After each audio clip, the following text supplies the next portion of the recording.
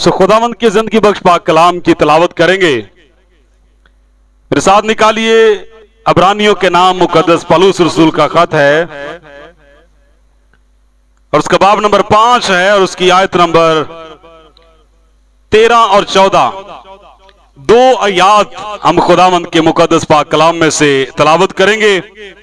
कलाम खुदा में इस तरह लिखा है, क्योंकि दूध पीते हुए को रास्तबाजी के कलाम का तजुर्बा नहीं होता, इसलिए कि वो बच्चा है, और सख्त कज़ा पूरी उम्र वालों के लिए होती है, जिनके हवास काम करते करते नेको बद में इम्तियाज करने के लिए तेज हो गए हैं। कलाम खुदा का पढ़ा और सुना जाना हम सब के लिए बाइस से बरकत हो, आमीन। तब तशरीफ रखिए जी। खुदा यीशु मसीह के कादर और जलाली नाम में आप सबकी सलामती हो। इससे पहले कि खुदावंद के मुकद्दस पाक कलाम को हम सुने, मैं ये कहना चाहूंगा कि हम सब खुद को समेट कर बैठे। मैंने क्या बोला?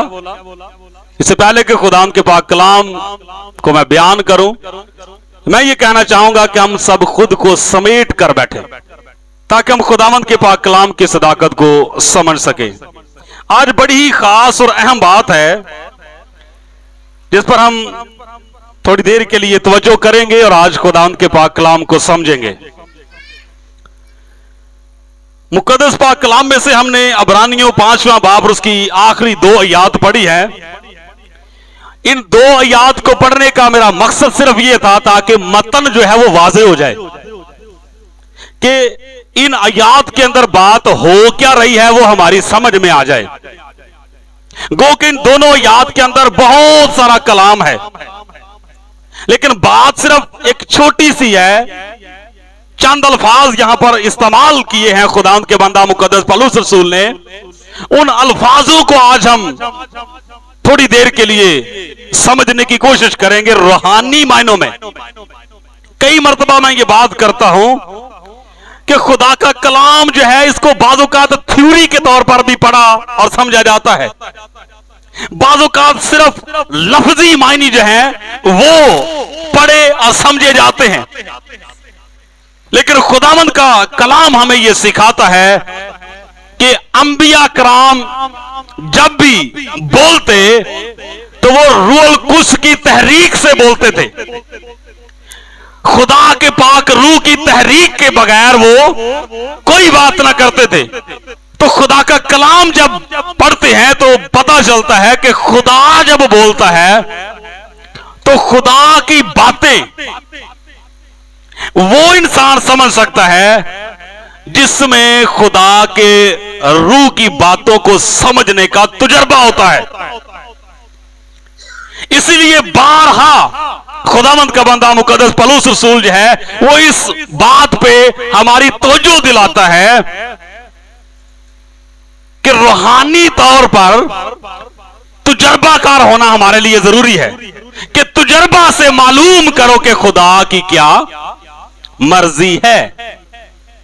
तो जब तक इंसान का तजुर्बा नहीं होता बात वो समझ नहीं सकेगा। आज हम लोग बात करने वाले हैं कि इंसान खुदा की इबादत करता है ताकि खुदा को तलाश कर सके। इंसान खुदा की इबादत करता है ताकि खुदा को तलाश कर सके, लेकिन खुदा की तलाश के लिए हमें करना क्या पड़ेगा?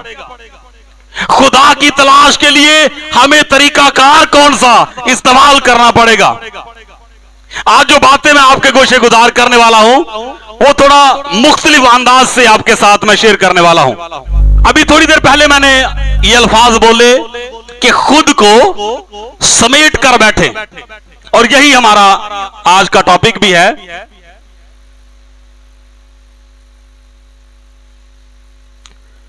खुद को समेटना।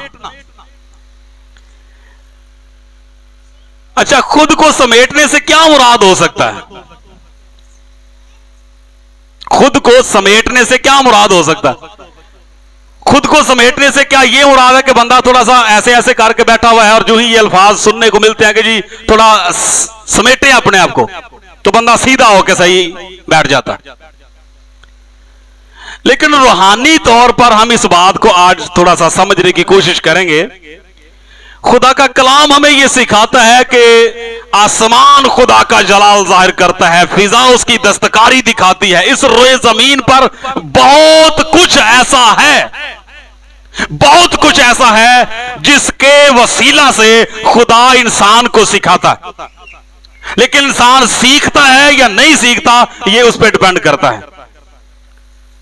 आसमान खुदा का जलाल जाहिर करता है, फिजा खुदा की दस्तकारी को दिखाती है। इस रोए जमीन पर लगे हुए दरख्त, इस रोए जमीन पर चलने वाले जानदार, हवाएं, समंदर और तमाम आबी मखलूकात, ये बहुत कुछ अपने अंदर रखती हैं हमारे लिए, बनी नौ इंसान के लिए। लेकिन इंसान जो है उसकी अकल का लेवल जो है वो इतना नहीं होता कि वो इन चीजों से कोई लेसन ले सके।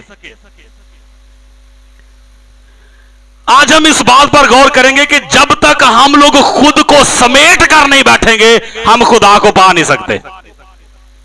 बात समझ में आ गई? जब तक हम खुद को समेट कर नहीं बैठेंगे, हम खुदा को हासिल नहीं कर सकते। अब खुद को समेटने से मुराद क्या है? अभी मैं आपके सामने एक बड़ी छोटी सी एक एग्जांपल रखने वाला हूं। ये क्या लिखा है जी, जो पढ़ सकते हैं बताइएगा? कछुआ। क्या लिखा है? कछुआ। अच्छा, अब कछुए के बारे में हम बात करते हैं। कछुआ जो है वो खुद को समेट लेता है। कछुआ खुद को समेट लेता है। अच्छा, खुद को वो कैसे समेटता है? चलते हुए कभी उसको देखा? अब जब वो चल रहा होता है तो वो बड़े आहिस्ता आहिस्ता जैसी उसकी चाल है, और जो ही उसे खतरा महसूस होता है, जो ही कछुए को खतरा महसूस होता है, तो वो क्या करता है? अपनी पांचों इंद्रियां कहां पे ले जाता है?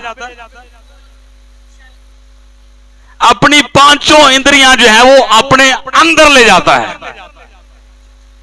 मतलब क्या होता है कि जो उसका ऊपर खौल होता है, वो जो ही खतरा महसूस करता है, जब वो चल रहा होता है, आप उसके ऊपर थोड़ा सा ऐसे पांव रखें तो वो फौरन अपनी गर्दन अंदर कर लेता, और तब तक नहीं निकालता जब तक कि वो अंदर से महसूस नहीं कर लेता कि अब खतरा टल गया है। वो अंदर से महसूस कर लेता है कि खतरा टल गया है। तो खुद को समेटता वो किस तरह से है?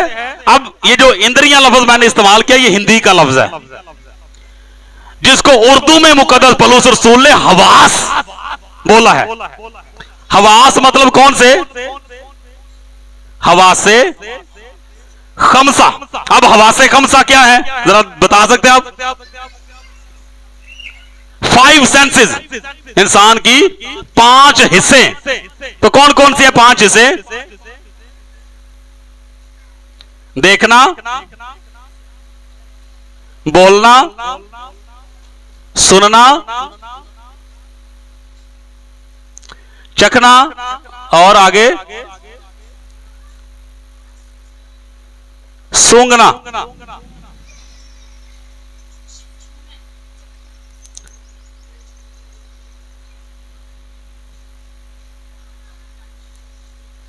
कुव्वते लम्स, यानी इसको बोलते हैं कुव्वते बसीरत, और इसी तरह से ये कुव्वते समायत है, और ये कुव्वते गवाही है। ठीक है, इसी तरह से ये कुव्वते लम्स है, ये सूंघने की और चखने की कुव्वत भी है। तो 5 सेंसेस यानी कि ये 5 हवासे खमसा जो हैं, वो क्या करता है? उनको अंदर की तरफ ले जाता है। अब हमारी प्रॉब्लम क्या है? हमारी प्रॉब्लम क्या है? प्रॉब्लम ये है कि हमारी आंखें जो हैं ये बाहर देखती हैं। जो ही इंसान पैदा होता है या बच्चा पैदा होता है और उसकी आंखें खुलती हैं, ये बड़ी अहम बात है, इसको समझ लीजिएगा। जो ही बच्चा पैदा होता है और उसकी आंखें खुलती हैं तो वो कहां देखता है? वो बाहर देखता है। जो ही उसकी कुव्वते समायत यानी सुनने की कुव्वत, उसके कान जो है वो काम करना शुरू करते हैं, कुव्वते समायत करना शुरू करती है, तो सबसे पहले वो कहां से सुनता है? कानों से तो सुनता ही है। मतलब आंखों ने कहां से देखना शुरू किया? बाहर से। कानों ने कहां से सुनना शुरू किया? बाहर से। बात समझ में आ गई? इसी तरह से इंसान जब बोलता है, बोलना सीखता है, तो उस वक्त भी वो कोई बाहर का लफ्ज ही बोलता है, अंदर का लफ्ज वो नहीं बोलता। इसी तरह से सुनना, बोलना, देखना, चखना, सूंघना, छूना, ये भी सब कुछ बाहर से है। अब ये बात मैं इसलिए बता रहा हूं क्योंकि ये इन सारी चीजों का ताल्लुक जो है ये बाहर खुलती है। आंखें हैं तो बाहर की तरफ खुलती हैं, कान है तो बाहर की तरफ खुलते हैं, होंठ है या जुबान है तो ये भी बाहर की तरफ ही है। तो अब यही प्रॉब्लम सारी जिंदगी इंसान की रहती है कि इंसान दौड़ लगाता रहता है कहां पे? बाहर। अब खुदा को ढूंढने के लिए भी वो कहां पे दौड़ लगाता है? बाहर। खुदा को ढूंढने के लिए भी वो दौड़ लगाता है बाहर। सारी जिंदगी वो बाहर ढूंढता रहता है। हालांकि खुदा का कलाम हमें सिखाता है कि खुदा कहां पर है? अंदर ही है, बाहर से कुछ नहीं मिलने वाला। तो अब ये जो कछुआ है ये क्या करता है? ये खुद को समेट लेता है, समेट के बैठा रहता है, और चाहे तो सारा सारा दिन जो है वो ऐसे बैठा रहे। और कई मर्तबा मैंने देखा है इस चीज को, जब मैं इधर ततले वाली साइड पे गांव में मनादी के लिए जाता था, तो वो कई दफा जो है, चूंकि वो गांव था, तो कई दफा जो है वो रास्ते में ऐसे कछुए जो है वो चलते हुए जो है वो रोड पे दिखाई देते थे। और कुछ तो ऐसे होते थे कि जिनको मैं जाती दफा देखता था वो धूप में पड़े होते थे, और 2, 4, 5 घंटों के बाद जब मैंने वापस आना तो तब भी उसने वही का वही होना, और पांचों इंद्रियां उसकी अंदर। तो खुदावंद के मुकद्दस कलाम के मुताबिक अगर हम चाहते हैं कि खुदा की तलाश करें या खुदा को ढूंढें, तो उसके लिए हमें क्या करना पड़ेगा? आंखें बंद करके अंदर देखना पड़ेगा। हमें खुद को समेटना है। किस तरह? इस कछुए की तरह। जिस तरह वो अपने हवास को अंदर ले जाता है, उसी तरह से हमें भी अपने इन हवासे खमसा को यूज करना है। कहां पे? अंदर। आंखें बंद करके अपने अंदर झांकना है, खुद को समेट के अपने इन कानों से अपने बातन की आवाज को देखना है, सुनना है, अपनी बातनी आवाज को सुनना है। और इसी तरह से बोलने की बात करते हैं तो अपने अंदर महसूस करना है कि क्या बोल रहे हैं हम। हमारा देखना, बोलना, सुनना, चखना, सूंघना, छूना, ये सब कुछ हमारा बातन में होना चाहिए। फिर कहीं जाकर हम लोग खुदा तक पहुंच पाएंगे, क्योंकि मामला जो है वो सारे का सारा अंदर है, बाहर कुछ भी नहीं है। तो जब तक बातन की इंसान को समझ नहीं आती, तब तक उसके हवास जो हैं वो नेको बद में इम्तियाज करने के लिए कभी भी तेज नहीं हो सकते। जो बात मुकद्दस पौलुस रसूल ने यहां पर की है कि दूध पीते हुए को रास्तबाजी के कलाम का तजुर्बा नहीं होता, और सख्त गज़ा किसके लिए होती है?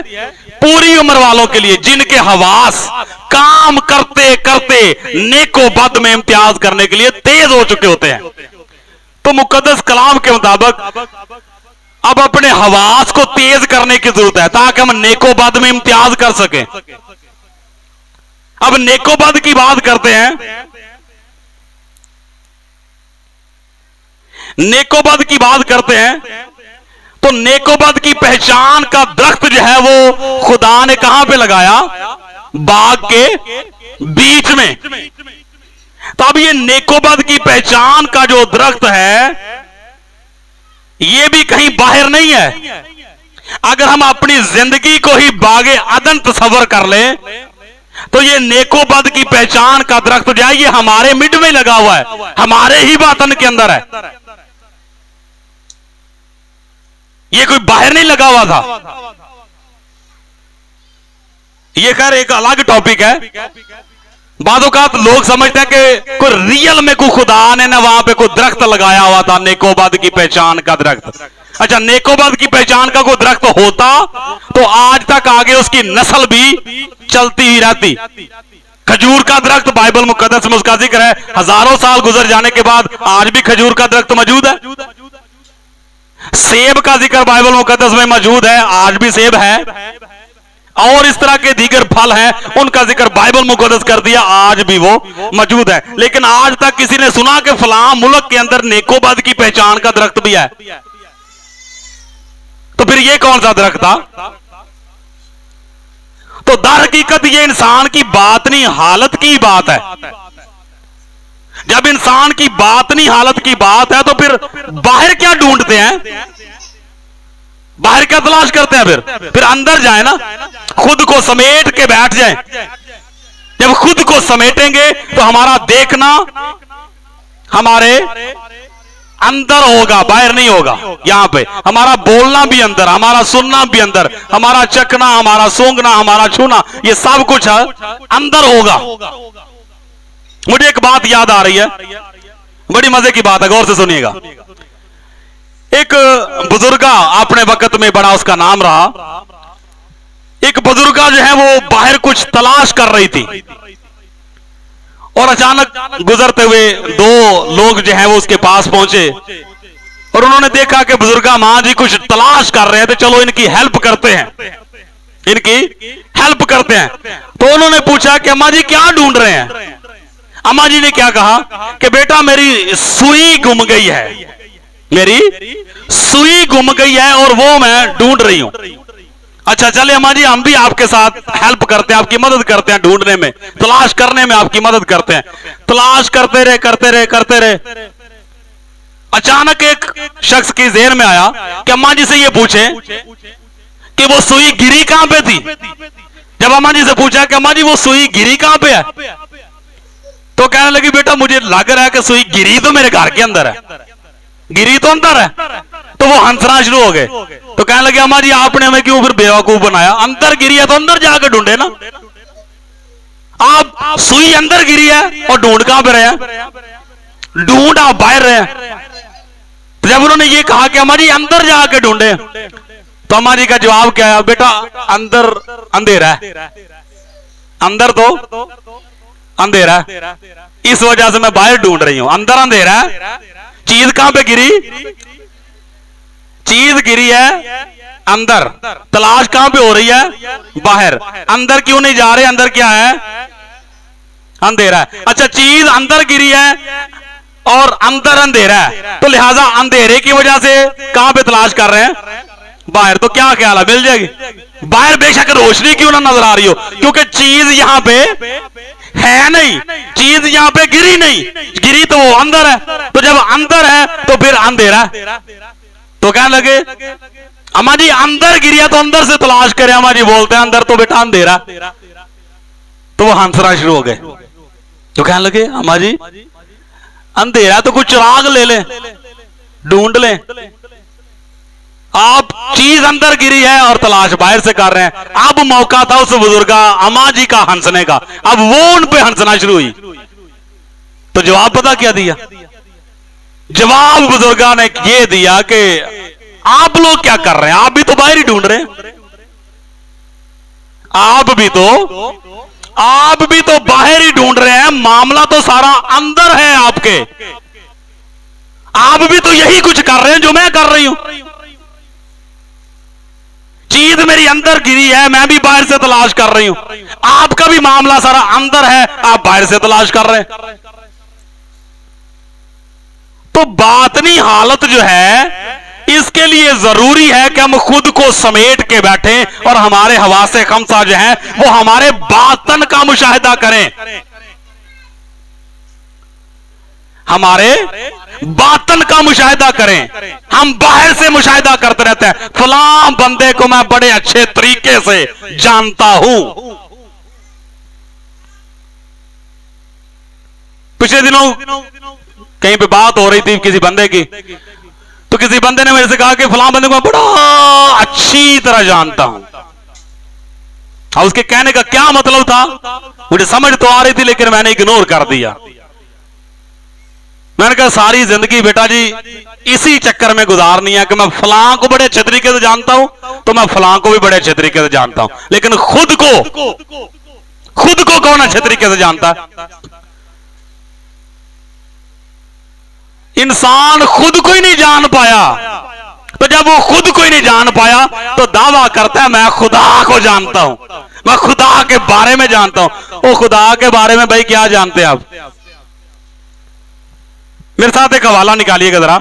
रसूलों के अमाल की किताब बाब नंबर 17 है और उसकी आयत नंबर 26 से पढ़ते हैं।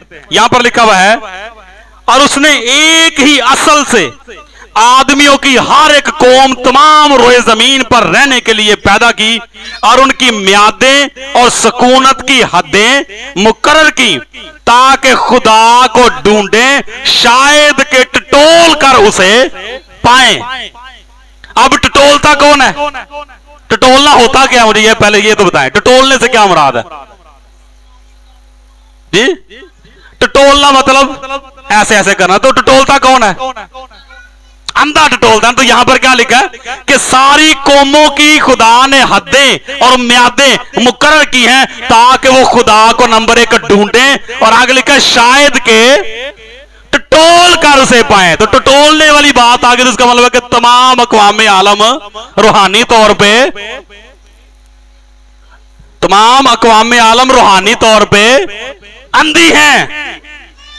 तो खुदा फरमाता है शायद कि वो टटोल कर उसे पाए। तो टटोलना कहां पे है? ढूंढना कहां पे है? कहां पे ढूंढना, कहां पे टटोलना? अंदर, यहां पे अपने बातन में। तो इससे भी भयानक बात यह है कि एक तो बंदा अंधा हो और दूसरा वो बाहर ढूंढता फिरे। एक तो अंधा है और दूसरा बाहर वो ढूंढ रहा है, ये बड़ी प्रॉब्लम है। तो कलाम खुदा के मुताबिक खास और अहम बात जो मैं आपको बताना चाह रहा था आज, मुकद्दस पौलुस रसूल ने बात की है हवासे खमसा को तेज करने की।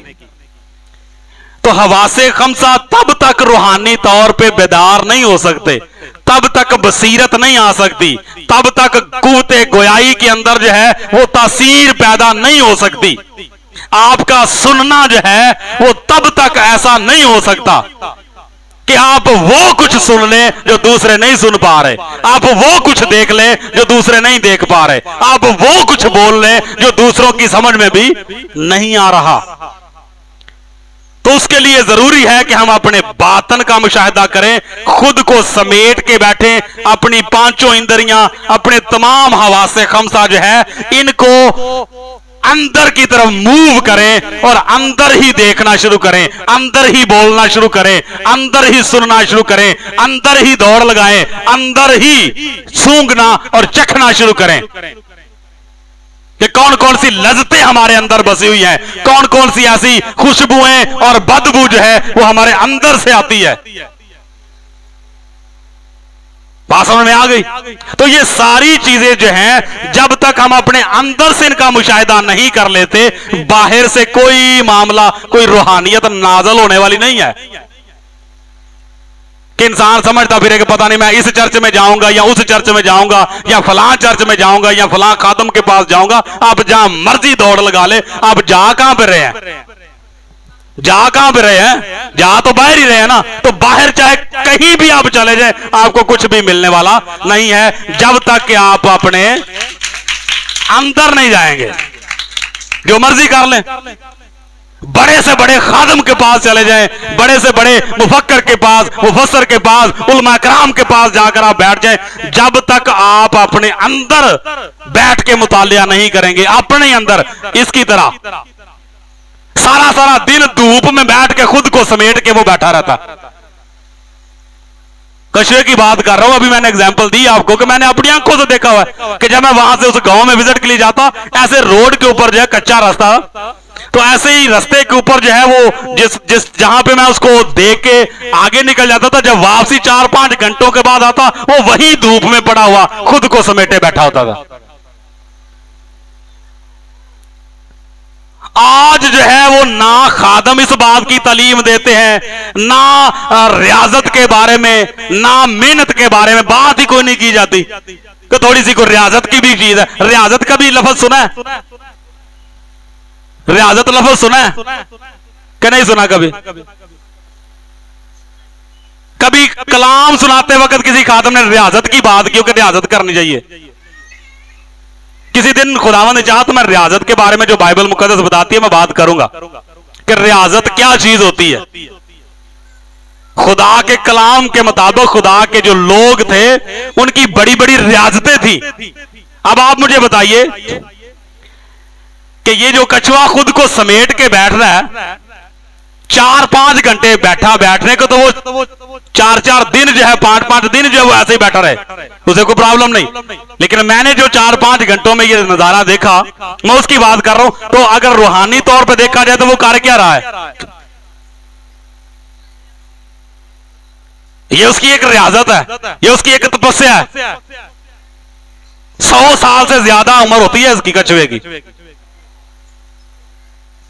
تو انسان کو دیکھ لیں جو بڑا اشرف المخلوقات بنتا ہے 70 سے پہلے ہی فارغ ہو جاتا ہے، تو اس کی وجہ کیا ہے؟ تو خداوند کے مقدس کلام کے مطابق خود کو سمیٹ کے بیٹھنا جو ہے وہ انسان کے لیے، میں پھر بتانے لگا ہوں، خود کو سمیٹ کے بیٹھنا انسان کے لیے 1 گھنٹہ جو ہے وہ بڑا مشکل ہے۔ ایک اور چھوٹی سی میں بڑی خوبصورت اور اہم بات روحانی بتانے لگا ہوں۔ کوئی دانشور روحانی مقام پہ پہنچے ہوئے کسی شخص کی بات کرنے لگا ہوں۔ اب اس شخص کے پاس، اس بزرگ کے پاس کوئی بندہ آتا ہے اور آ کے تو اپنا کوئی مسئلہ بیان کرتا ہے۔ جب مسئلہ بیان کرتا ہے تو وہ بزرگ اس مسئلے کا جواب اس کو دینے لگتے ہیں۔ جب جواب اس کو دینے لگتے ہیں تو ہوتا کیا ہے؟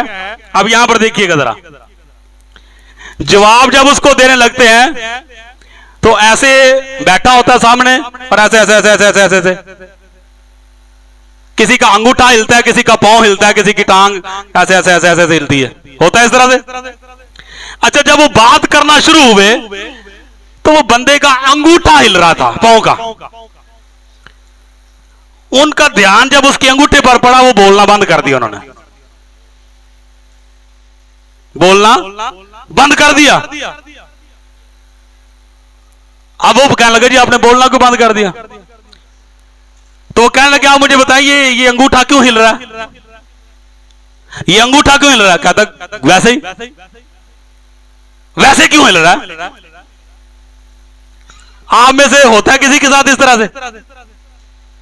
یہ کوئی مشکل سوال نہیں میں نے کر دیا، ہوتا ہے کسی کے ساتھ کہ نہیں کہ بیٹھے بیٹھے یہاں تو چیئر پہ بیٹھے بیٹھے ٹانگ کو ایسے ایسے ایسے ایسے ایسے ہلتے رہنا، یا کبھی ایسے بیٹھے آلتی پالتی مار کے تو انگوٹھا جو ہے وہ ایسے ایسے کرے گا، ہوتا ہے نا اس طرح سے، یا پاؤں پورا ہی ایسے ایسے کرے گا۔ اچھا بندہ آپ اندازہ کرے کہ ہو کیا رہا ہے؟ بندہ گفتگو کر رہا ہے تو پاؤں کس چکر میں ہل رہا ہے؟ اس کا کوئی مطلب ہے؟ کیوں ہل کیوں رہا ہے؟ تو اصل میں مسئلہ کیا ہوتا ہے؟